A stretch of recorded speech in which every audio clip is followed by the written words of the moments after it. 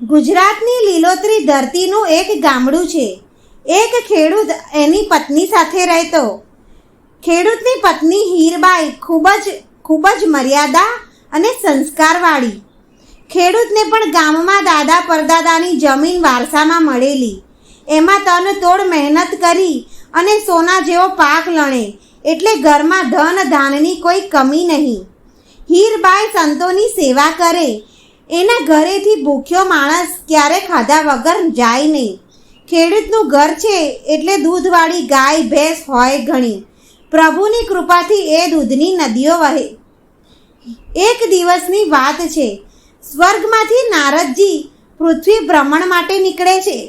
હીરબાઈના ઘરે આગળથી નીકળતા નારદજીએ જોયું કે ખેડૂતની પત્ની ખૂબ જ આદર ભાવથી સંતોની સેવા કરી રહી છે.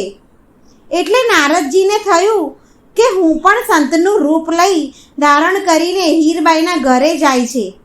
આંગણે સંત આવેલા જોઈને હીરબાઈએ તો બહુ આદર સત્કારથી આવકાર આપ્યો.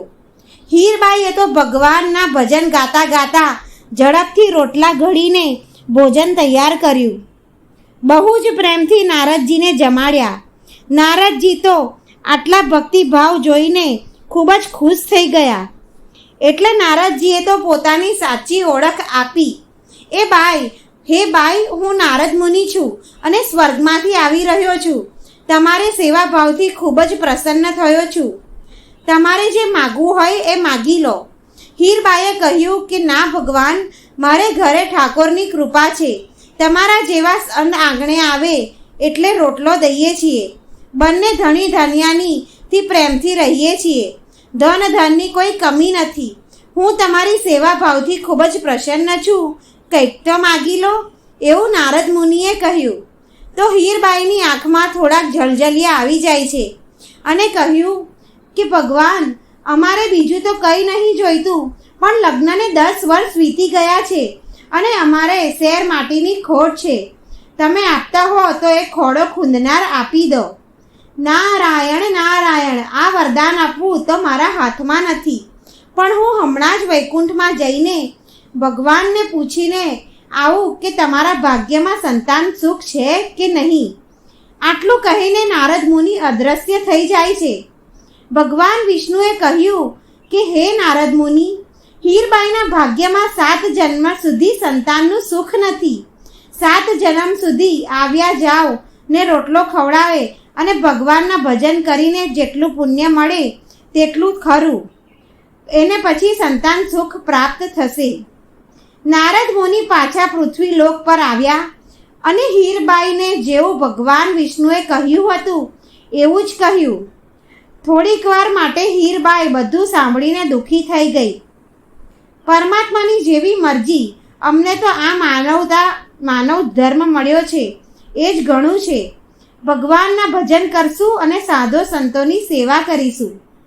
દિવસો પસાર થાય છે પણ હીરબાઈની ભક્તિ અને સાધુ સેવામાં જરાય ફેર પડતો નથી. ઠાકોરના ભજન કરે અને આવ્યા જાય તેને જમાડે. અષાઢ મહિનો ધરતીના ખોળે મહેમાન થયેલો છે. કાળા વાદળો ચડેલા છે. ગાંડો તૂર થઈને મેહુલ્યો વરસી રહ્યો છે. અડધી રાત્રે ગીરના જંગલોમાંથી આવતો એક ભૂખ્યો સાધુ ઠંડીથી ધ્રુજતો હતો. બરાબર હીરબાઈના ઘરના પાછલા ભાગે કોરાને અડકીને બેઠો છે. ધ્રુજતો એ કહી રહ્યો છે કે ચામડે કી ઝૂંપડી મેં આગ લગી હૈ કોઈ પૂજાને વાલા. સંતના આવા બોલ સાંભળીને હીરબાઈ તો અડધી રાત્રે બેઠી થઈ ગઈ. સાધુને ઘરની અંદર બોલાવ્યા. જલ્દીથી રોટલો ઘડી રોટલા ઉપર માખણ મૂક્યું અને દૂધ ગરમ કર્યું અને સાધુને આદર ભાવથી જમાડ્યા. સાધુએ તો પેટ ભરીને જમ્યો, ઓડકાર લીધો અને ઊભા થઈ જતા હીરબાઈને એટલું બોલ્યા કે બેટી, તને 7 દીકરા થશે. આટલું કહીને સાધુ જતા રહ્યા. બાઈ થોડું મલકાય છે અને વિચારે છે કે સાધુ ભોળા છે. મેં અડધી રાત્રે જમાડ્યા એટલે રાજી થઈ ગયા છે. ભગવાને કહી દીધું છે કે મારા 7 જન્મ સુધી મને સંતાન સુખ નથી, પણ આ ભોળા સાધુ એને ક્યાંથી ખબર હોય. સમય પસાર થયો અને ખેડૂતના ઘરે 7 દીકરાઓ થયા. હીરબાઈ તો રાજી રાજી થઈ ગઈ. મારા 7 જન્મે એક સંતાન સુખ નહોતું અને એ ભોળા સાધુના વેણથી મને ભગવાને 7 દીકરા થયા છે. આવ્યા જાય ને ભગવાનને ભજનો કરે અને છોકરાઓ ધીરે ધીરે મોટા થવા લાગ્યા. એવામાં એક દિવસ નારદજી ફરીથી પૃથ્વીના ભ્રમણ પર નીકળે છે. હીરબાઈના ઘરે આવે છે ત્યારે જોવે છે કે 7 દીકરાઓ આંગણામાં રમી રહ્યા છે, શોર બકોર કરી રહ્યા છે. નારાયણ નારાયણ કરતા નારદ મુનિ ઘરની અંદર આવે છે. હીરબાઈ નારદ મુનિને પ્રણામ કરીને આવકારે છે. નારદ મુનિએ કહ્યું કે અતિ ઉત્તમ હીરબાઈ, તું સાધુ સેવાની ભગવાનની ભક્તિ કરતી હતી, પણ હવે તો તું અનાથ છોકરાઓને મોટા કરી રહી છે. એ ખૂબ જ પુણ્યનું કામ છે. તો ના નારદ મુનિ, 7 મારા દીકરા છે, મેં જન્મ આપ્યો છે, ભગવાનની અસીમ કૃપા થઈ છે. આટલું સાંભળીને નારદ મુનિ તો વિચારે છે કે ભગવાને મને ખોટો પાડ્યો અને આ બાઈને 7 દીકરા આપ્યા. નારદ મુનિ તો ફરીથી વૈકુંઠ આવે છે. ત્યાં તો વિષ્ણુ ભગવાન ટોળીએ વળીને સૂતા છે. નારાયણને શું થયું છે? માતા લક્ષ્મીને પૂછ્યું તો લક્ષ્મીજીએ જવાબ આપ્યો કે ભગવાનના પેટમાં ભયંકર દર્દ ઉઠી રહ્યું છે. જો કોઈ પોતાનું કાળજું કાઢીને ભગવાનને આપે તો આ પીડા મટી શકે. ભગવાનના દર્દથી કણસી રહ્યા છે. એ જોઈ નારદ મુનિ ઝડપથી ધરતી પર આવે છે. આખી ધરતીના ગોળાકાર ઉપર ફરે છે, પણ જ્યાં જાઓ ત્યાં હીરા લઈ જાઓ, મોતી લઈ જાઓ, માણેક લઈ જાઓ, પણ કાળજું કોઈ આપવા તૈયાર નથી થતું. ફરતા ફરતા નારદ મુનિ ગીરના જંગલોમાં જાય છે.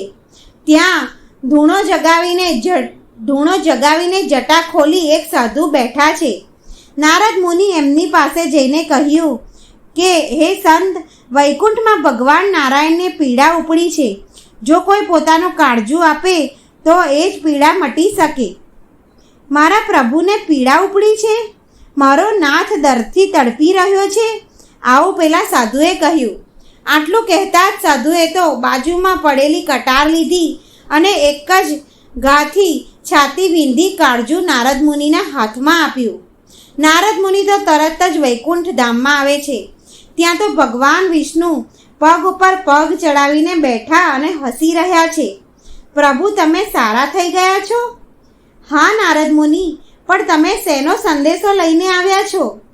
અરે પ્રભુ, માતા લક્ષ્મીના કહેવાથી હું તો ધરતી લોક પર તમારા માટે કાળજું લેવા માટે ગયો હતો. આખા મૃત્યુલોકમાં કોઈએ કાળજું આપવા તૈયાર થયું નહીં. બધા સોનું અને માણેક આપી રહ્યા છે, પણ કાળજું કોઈ ના આપે. હા પણ પ્રભુ, હું તમને એ પૂછવા આવ્યો હતો કે એ દિવસે તમે મને ખોટો પાડ્યો કે બાઈને 7 જન્મ સુધી સંતાન સુખ નથી, પણ એના ઘરે 7 દીકરા કેવી રીતે થયા? તો નારદ મુનિ, જે કાળજું કાઢીને આપી શકે એ દીકરા પણ દઈ શકે છે. બાકી કાળજું તો તમારે જોડે હતું, પણ બીજાનું ગોતવા તમે આખી પૃથ્વીલોક પર ફર્યા. આટલું સાંભળીને નારદ મુનિ ભગવાનના ચરણોમાં પડી જાય છે અને ભગવાનની બધી જ લીલા સમજી જાય છે. જો મિત્રો તમને આ વાર્તા પસંદ આવી હોય તો આ વાર્તાને લાઈક કરો, તમારા સગા સંબંધીઓ સાથે શેર કરો અને ચેનલને પહેલીવાર જોઈ રહ્યા હોય તો સબસ્ક્રાઈબ જરૂર કરો.